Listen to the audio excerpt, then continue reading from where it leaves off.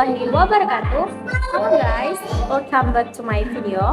Saya Firdawati Habuba dari Fakultas Ekonomi dan Bisnis Prodi Manajemen Universitas Sayun. So, di video kali ini saya akan sharing ke kalian mengenai indeks pembangunan manusia. Apa sih indeks pembangunan manusia itu? Indeks pembangunan manusia atau IPM merupakan pengukuran perbandingan dari harapan hidup, pendidikan, dan standar hidup untuk semua negara. IPM digunakan sebagai indikator untuk menilai aspek kualitas dari pembangunan dan untuk mengklasifikasikan apakah sebuah negara termaksud negara maju, negara berkembang, atau negara terbelakang, dan juga untuk mengukur pengaruh dari kebijakan ekonomi terhadap kualitas hidup. IPM diperkenalkan oleh salah satu lembaga dari Perserikatan Bangsa-Bangsa pada tahun 1990 dan dipublikasikan secara berkala dalam laporan tahunan Human Development Report atau HDR. UNDP mencoba memeringkat semua negara dari skala terendah sampai skala tertinggi dalam hal pembangunan manusia di negara tersebut.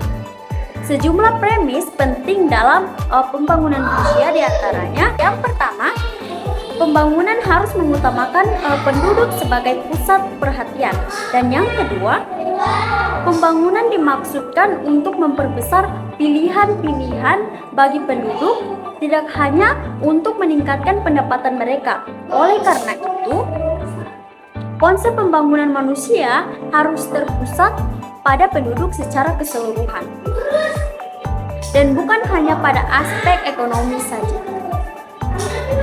Pembangunan manusia memperhatikan bukan hanya pada upaya meningkatkan kemampuan atau kapabilitas manusia, tetapi juga dalam upaya memanfaatkan kemampuan manusia tersebut secara optimal. Pembangunan manusia didukung oleh 4 pilar pokok, yaitu yang pertama, produktivitas, yang kedua, pemerataan, yang ketiga, kesinambungan, dan yang keempat adalah pemberdayaan. Pembangunan manusia menjadi dasar dalam penentuan tujuan pembangunan dan dalam menganalisis pilihan-pilihan untuk mencapainya. Komponen yang diukur dalam IPM atau Indeks Pembangunan Manusia, yang pertama, income atau pendapatan per kapita, yang kedua, expectation of life atau angka harapan hidup, yang ketiga, year of schooling atau pendidikan, dan yang keempat, illiteration rate atau tingkat buta huruf.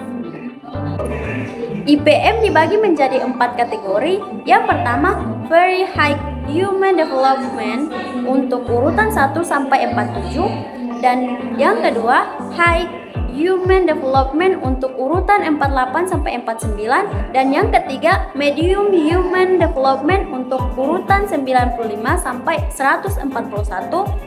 Yang keempat, low human development untuk urutan 142 sampai 180.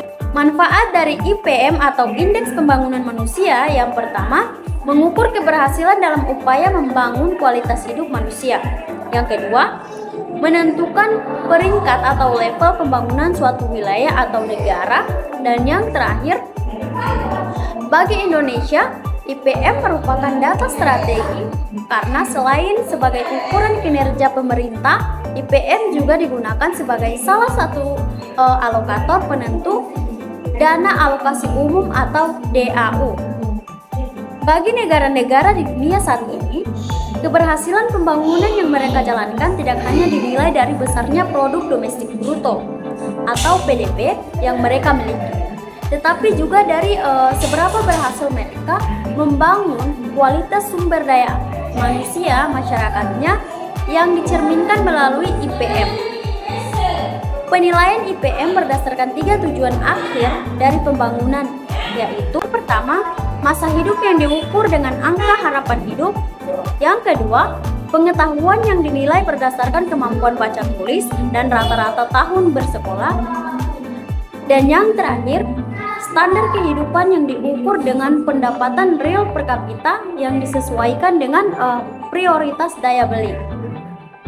Yeah. Bobby Valentino.